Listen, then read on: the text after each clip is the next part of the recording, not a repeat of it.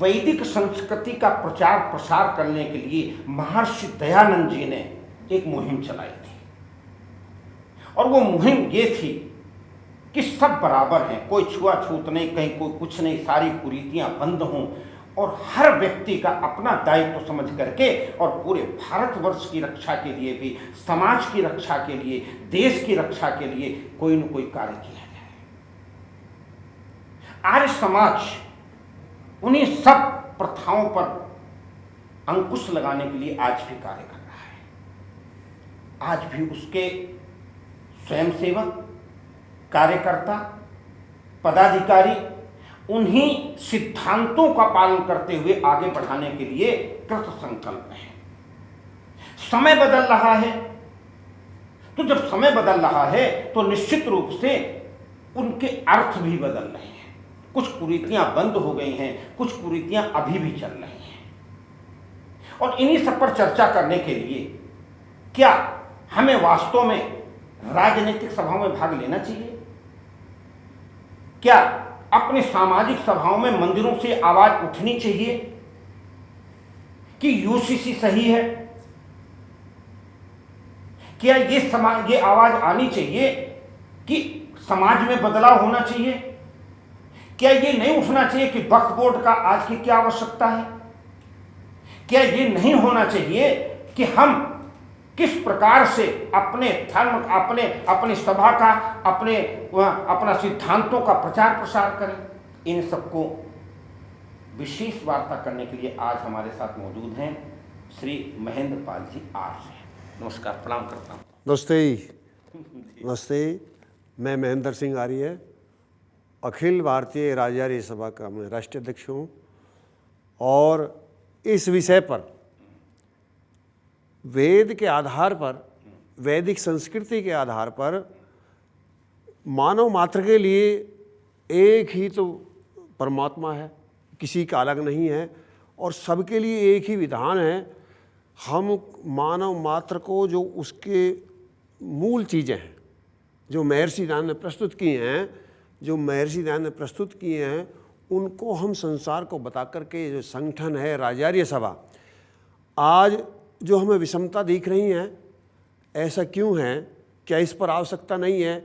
उस समय कभी हम गुलाम हो सकते थे या गुलाम थे, हमारे ऊपर जजिया कर हो सकता है, लेकिन आज तो हम स्वतंत्र हैं, बराबर भाई भाई की बात करते हैं। तो आज ऐसा प्रावधान क्यों है कि मंदिरों का पैसा सरकार के लिए जाता है? ये सारी बातें देखिए, आपने जो बताया था, अभी मेरी आपसे बात हो रही थी, कई एक अलग अलग चीज़ें थीं, 4-5 चीज़ें आपने बताई थी जी। आपने कहा था मठ मंदिर मुक्ति आंदोलन होना चाहिए। हाँ जी। आपने कहा कुरीतियां दूर होना चाहिए। आपने कहा यूसीसी लागू होना चाहिए जी। आपने कुप्रथाएं, इन सबको सिलसिलेवार आप क्यों चाहते हैं कि मठ मंदिर मुक्ति आंदोलन क्यों चलाना चाहते हैं? हम मठ मंदिर मुक्ति आंदोलन इसलिए चलाना चाहते हैं कि जो हमारा मंदिरों का पैसा है केवल वो सरकार को जाता है। यदि ये प्रावधान हो, जब सबके लिए या तो समानता हो, यदि सरकार लेना ही चाहती है तो मस्जिद का क्यों नहीं लेना चाहती, गुरुद्वारे का क्यों नहीं लेना चाहती, गिरजाघर का क्यों नहीं लेना चाहती, चर्च का क्यों नहीं लेना चाहती, इसी पे क्यों प्रतिबंध है? यदि ये प्रावधान है, सबके लिए छूट है, हमारा देश धर्मनिरपेक्ष है, तो फिर ये प्रतिबंध क्यों है? बट वो तो स्टेट गवर्नमेंट हाँ? है ना, सेंट्रल गवर्नमेंट ने तो नहीं किया है ना, स्टेट गवर्नमेंट कर रही है ना। नहीं, ये सेंट्रल गवर्नमेंट को करना चाहिए। सेंट्रल गवर्नमेंट कैसे ला सकती है स्टेट गवर्नमेंट पे? नहीं, ये जो समवर्ती सूची और राज्य सूची है, एक केंद्रीय सूची है, तो ये केंद्रीय सूची के अंतर्गत आना चाहिए। शोषण हमारा मान लिया राज्य करता है या हमारा जिला करता है, कोई भी शोषण करे तो हमारे ऊपर सुप्रीम पावर होनी चाहिए जो जिसका अधिकार है, तो ये हमें अधिकार होना चाहिए और अधिकार मिलना चाहिए हमें कि ऐसा शोषण कोई भी यदि हमारी प्रदेश सरकार करती है तो नहीं होना चाहिए। जैसे साहब, कहीं आप राजनीतिक तो नहीं बनना चाहते हैं? नहीं, हम राजनीतिक से तो कोई अलग नहीं है।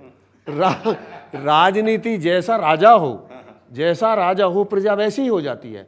और जो कोई ये कहते हैं कोई हो भूप हमें कहानी, बहुत बड़ी हानि होती है। जैसे ही भूप बदल जाता है, प्रजा बदल जाती है, सब व्यवस्थाएं बदल जाती हैं, दुख बदल जाते हैं, कष्ट बदल जाते हैं। वही देश, वही हमारा देश है। जब यहाँ अर्जुन था, जब यहाँ कृष्ण जी थे, यहाँ श्री रामचंद्र जी थे, हम चक्रवर्ती राजा थे, और वो भी हम देश राख, हमारा नेता बदल गया, नेतृत्व बदल गया, राजा बदल गया, तो हम गुलाम हो गए। तो ये कुरीतियों की बात क्या कर रहे हैं? आपने संस्था बनाई है, उसके हजारों सदस्य बनाना शुरू कर दिए, क्या आपका मंतव्य क्या है? आप करना क्या चाहते हो? हम इस मानव जाति का सुधार करना चाहते हैं और वो चीज़ देना चाहते हैं जो अब तक नहीं दी गई है, जो वेद आधारित है, और उसके आधार पर हम वो विषय दे देंगे। वो हम जो निर्धनता है, जो एक अशांति है, जो एक अलगावाद है, जो एक विरोधावाद है, इन सब का हमारे पास में समाधान है। क्या समाधान? उसके लिए समाधान राजारी सभा। राजारी सभा के पास में वेद आधारित सबनी इतनी योजनाएं हैं, इतनी राजनीति है, इतनी विशेषज्ञता है कि जिससे संसार को अभी वंचित रखा गया, पूरे संसार को वंचित रखा गया है। यदि वो वेद आधारित योजना लगा दी जाए तो 20 वर्ष नहीं लगेगा, पूरा विश्व। कहीं जातिगत जनगणना हो रही है, कहीं पर जाति के बाद वोट मांगे जा रहे हैं, कुरीतियां अभी भी चल रही, उड़ीसा में, बंगाल में, यहाँ कुरीतियां अभी भी चल रही हैं। ये सब चलने के लिए आप क्या कर सकते हैं? इतने बड़े बड़े लोग पड़े हुए जो ये सब कर रहे हैं, उसको प्रश्रय दे रहे हैं, आप क्या कर पाएंगे? केवल आपके 10-20 हज़ार कार्यकर्ता हैं, क्या वो पूरे देश को बदल देंगे? हाँ, जब देते हो अंजन एक ही होता है, अंजन एक ही होता है, वो पूरी गाड़ी को खींच के ले जाता है, जैसा नेता होता वैसा हो जाता है। ये जो जातिवादी की दलदल में जो पीसा जा रहा है, ये गिने चुने व्यक्ति हैं। उन्हें भी पता है तुम जाति के आधार पर इसको बांट करके, कोई जाति के आधार पर बांटता है, कोई संप्रदाय के आधार पर बांटता है, ये कभी भी देश हित नहीं हो सकता।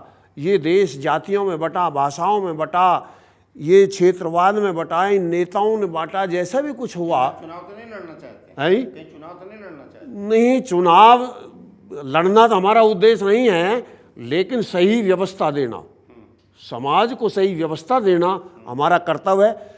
यदि मान लिया इन नीतियों में मैं चुनाव ही लड़ लूँ, मैं देश का प्रधानमंत्री भी बन जाऊँ, और कानून ऐसे होंगे तो मैं कुछ नहीं कर सकता।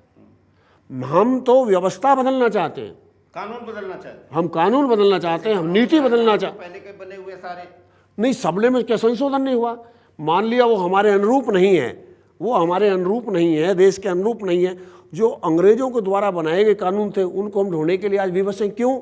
जो आज उपयोगी नहीं है, वो नहीं होने चाहिए। तो मोदी जी भी कह रहे हैं कि जो दास्ता वाले कानून हैं, दास्ता वाली चीजें सब उनको खत्म होना चाहिए, आना चाहिए। हाँ, वो कह तो रहे हैं, लेकिन वो कर नहीं पा रहे हैं।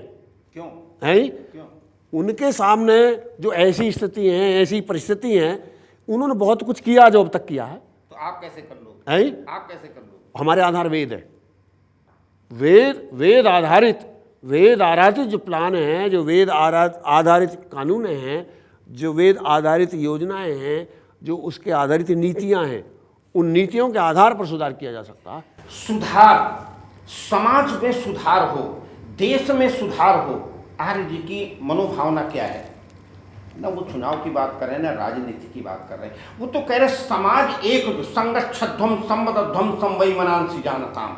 हम सब एक मिलकर के कैसे चल सकते हैं, एक कैसे हो सकते हैं, हम सब लोग किस प्रकार से कार्य करें, हम लोग कैसे आगे आएं, ये शायद आपकी पीड़ा है। और इस पीड़ा को दूर करने के लिए आज तो थोड़ा सा समय है, केवल इसलिए कि आर्य साहब आए बालाजी फिल्म स्टूडियो में। स्वागत है आपका। आपने आज कुछ बताया, लेकिन इसका विस्तृत रूप से आप क्या चाहते हैं, कैसे चाहते हैं, आपका प्लान क्या है? आपके ये जो सदस्य आप बनाए जा रहे हैं, 20-30 हज़ार 40 हज़ार जो सदस्य बन चुके हैं, साफा बांध के झंडे लेकर के सब जगह जगह गलियों में, खुर्जा में, हाथरस में, अलीगढ़ में, और यहाँ से लेके ग्रेटर नोएडा, दिल्ली में घूम रहे हैं, इनका उद्देश्य क्या हो सकता है, क्या करना चाहते हैं? इन सब पर विस्तृत प्रकाश डाला जाएगा। आज नहीं, फिर कभी आप स्टूडियो में आए। आपको धन्यवाद करते हैं। धन्यवाद। नमस्कार और आप सबको प्रणाम।